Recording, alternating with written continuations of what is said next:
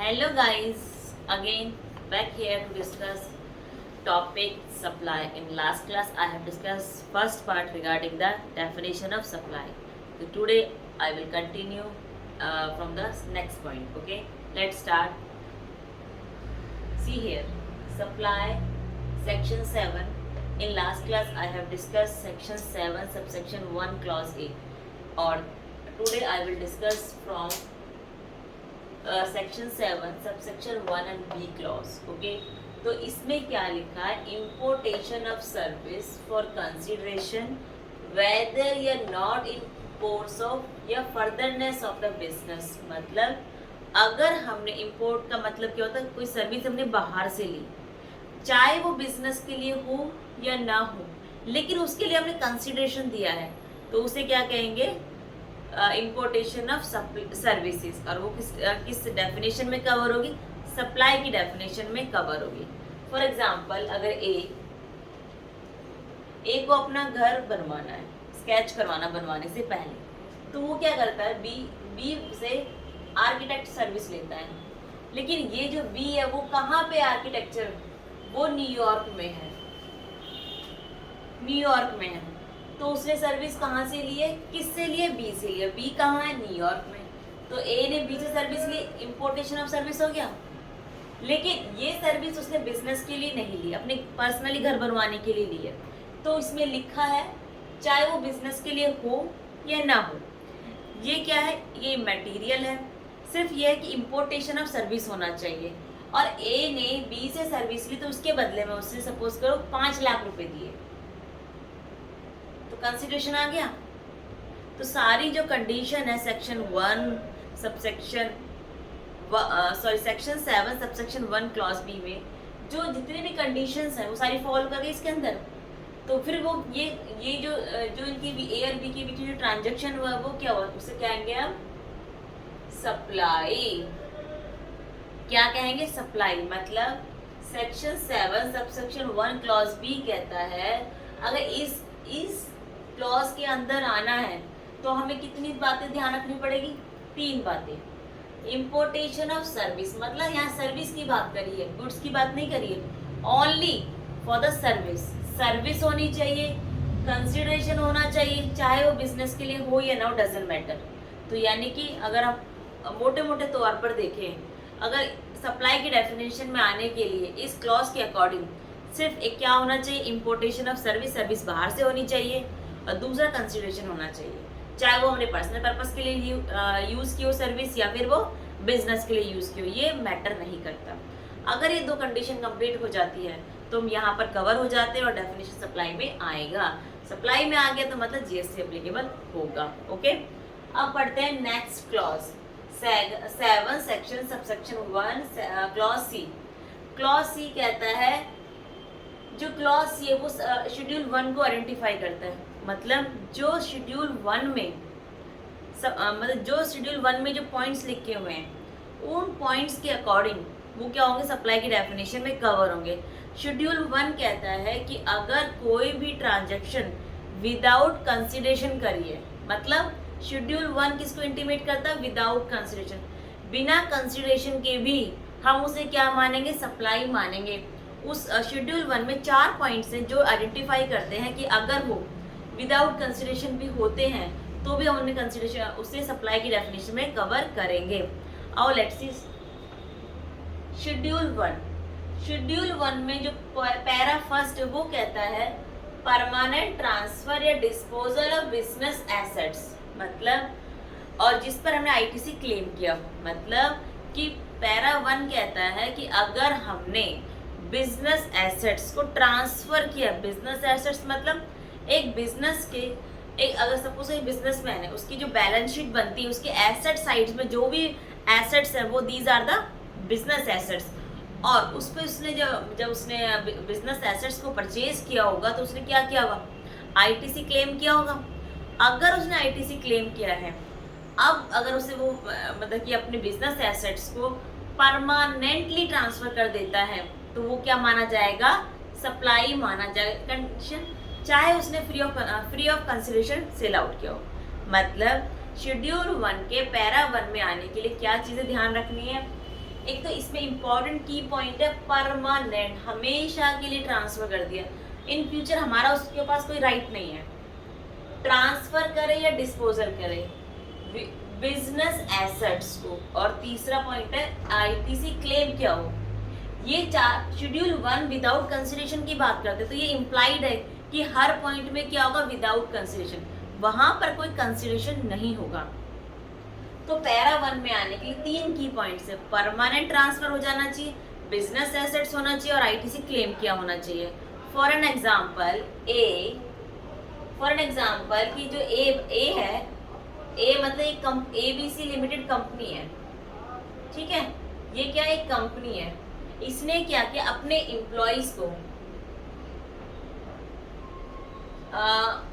क्या करा, जो इसकी बिजनेस एसेट्स थी, लैपटॉप इसकी बिजनेस एसेट्स है, कंपनी के एसेट साइड में आ रहा था बैलेंस शीट की, इसने क्या करा, मतलब एबीसी कंपनी ने जो लैपटॉप है फ्री ऑफ कॉस्ट अपने एम्प्लॉय को दे दिया, तो क्या हो गया, अब परमानेंटली ट्रांसफर कर दिया। ये नहीं कि बाद में उससे वो एक्वायर कर लेगा कि भाई अब तुम्हारा मतलब कि तुम्हारा यूज मतलब जो तुम्हारी जरूरत थी वो कंप्लीट हो गया, अब मुझे वापस कर दो, ऐसा नहीं है। तो यानी कि बिजनेस एसेट्स थी, परमानेंटली ट्रांसफर किया और विदाउट कंसिडरेशन किया। और हाँ, इस पे लैपटॉप पे उसने क्या आईटीसी क्लेम किया होगा, जब उसने लैपटॉप परचेज किया होगा तो आईटीसी क्लेम किया होगा। तो क्लियर हो गया। तो इस कंडीशंस को भी क्या कहेंगे हम, सप्लाई मानेंगे। ओके, अब नेक्स्ट पैरा कहता है second, supply of good service या बोथ। अगर सप्लाई हुई है किसके बीच में, रिलेटेड पर्सन डिस्टिंक्ट पर्सन के बीच में, मतलब अब रिलेटेड क्या है, डिस्टिंक्ट का है, किसको हम डिस्टिंक्ट पर्सन कहेंगे, किसको हम रिलेटेड पर्सन कहेंगे। हमें ये पता है कि जीएसटी के अंदर हर बिजनेस के लिए अलग से जीएसटी रजिस्ट्रेशन लेना होता है और हर स्टेट के लिए अलग से जीएसटी रजिस्ट्रेशन लेते हैं। तो इसी कंडीशन को क्या कहेंगे, डिस्टिंक्ट पर्सन कहेंगे। सपोज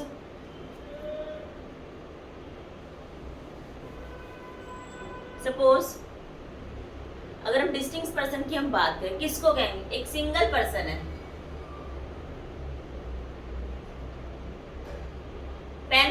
पैन नंबर सेम है, मतलब 1 पैन नंबर है, इसके पास क्या हुआ, सपोज करो 2 बिजनेस अलग अलग है, अलग अलग बिजनेस करता है, ठीक है, डिफरेंट बिजनेस है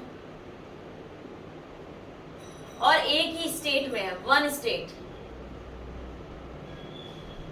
डिफरेंट बिजनेस और एक ही स्टेट में, तो इसे क्या कहेंगे, पर है एक ही पर्सन की, पैन नंबर एक ही दोनों का, तो इसे कहेंगे डिस्टिंक्ट पर्सन। अलग अलग जीएसटी लेना पड़ेगा इसके लिए, दोनों बिजनेस के लिए अलग अलग जीएसटी रजिस्ट्रेशन लेना होगा। सेकंड कंडीशन हो सकती है कि एक सिंगल पर्सन का एक ही बिजनेस है और डिफरेंट स्टेट में है, डिफरेंट स्टेट और 1 बिजनेस। तो यहाँ पर दोनों ही कंडीशन में क्या होता है, 2 जीएसटी लेने पड़ेंगे। आउटपुट क्या निकल कर आया, 2 जीएसटी रजिस्ट्रेशन। मतलब अगर एक सिंगल पर्सन ने 2 जीएसटी लिए हैं तो उस केस में वो सिंगल पर्सन क्या कहा जाएगा, डिस्टिंक्ट पर्सन कहा जाएगा। अब देखो, अब है दूसरी डेफिनेशन, रिलेटेड पर्सन किसे कहेंगे, डिस्टिंक्ट का तो क्लियर हो गया। अब है related person,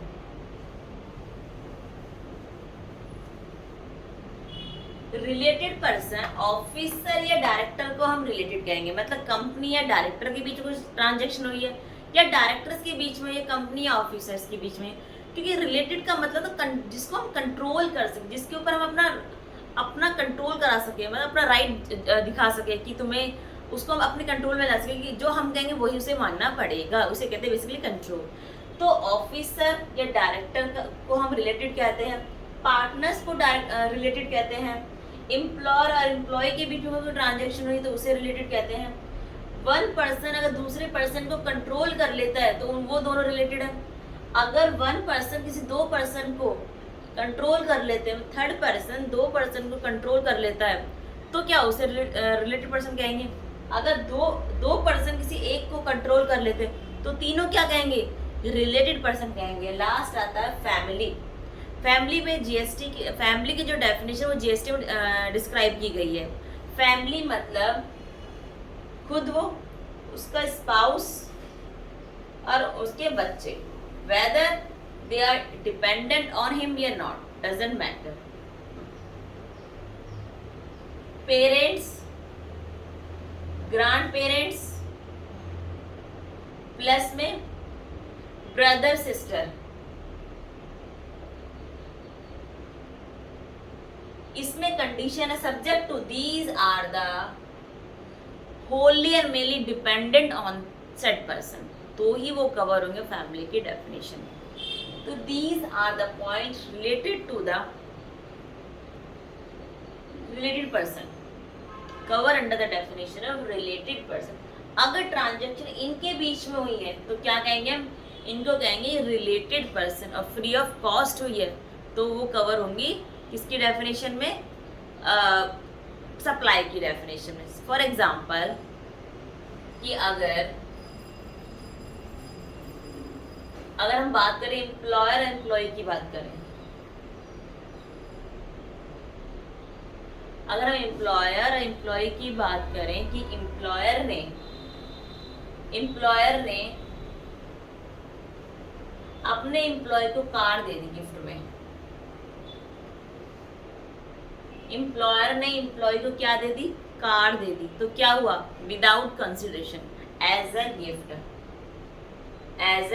gift, without consideration. Okay, तो इसको क्या कहेंगे, इस कंडीशन को कहेंगे सप्लाई। रिलेटेड पर्सन के बीच में हुई है, विदाउट कंसिडरेशन हुई है, तो क्या होगा, इसे सप्लाई कहेंगे। लेकिन एम्प्लॉयर एम्प्लॉय के बीच में एक कंडीशन लगाई गई है कि अगर कोई गिफ्ट 50,000 से अगर ज़्यादा है तो ही हम उसे सप्लाई मानेंगे, अगर 50,000 से कम है तो उसे हम सप्लाई नहीं मानेंगे। जैसे परक्यूजिट्स होते हैं, एम्प्लॉयर के पास एक राइट होता है कि अपनी एम्प्लॉय को ड्यूरिंग द सर्विस वो क्या करे, तो परक्यूजिट दे, HRA दे या रेंट HRA दे या कोई other allowances they, children allowances, uniform allowances, different type of the allowances है, तो वो परक्यूजिट्स की डेफिनेशन में आते हैं। अगर during the service of the employees की, तो अगर वो उसे एज अ परक्यूजिट देता है फ्री ऑफ द कॉस्ट, तो उसकी डेफिनेशन में था। लेकिन subject to within the limit है 50,000, अगर 50,000 के बीच में देता है तो it does not include in the definition of the supply.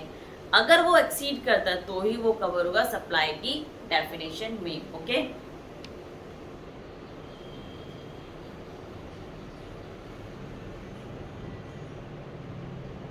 अगर कोई दिवाली गिफ्ट दे दिया एम्प्लॉयर ने एम्प्लॉय को, अगर उसकी लिमिट 50,000 से कम है तो सप्लाई में नहीं आएगा, एक्सीड कर जाते हैं तो डेफिनेटली वो कवर होगा किसके अंदर, सप्लाई की डेफिनेशन में। अगर एम्प्लॉय ने एम्प्लॉयर को सर्विस दी तो क्या है, वो तो उसका राइट था एम्प्लॉयमेंट के, अगर एम्प्लॉयमेंट के लिए दी है, एम्प्लॉयमेंट है तो एम्प्लॉयर को सर्विस देगा ही देगा, ठीक है, तो वो यहाँ पर कवर नहीं। नेक्स्ट आता है थर्ड, सप्लाई ऑफ गुड्स।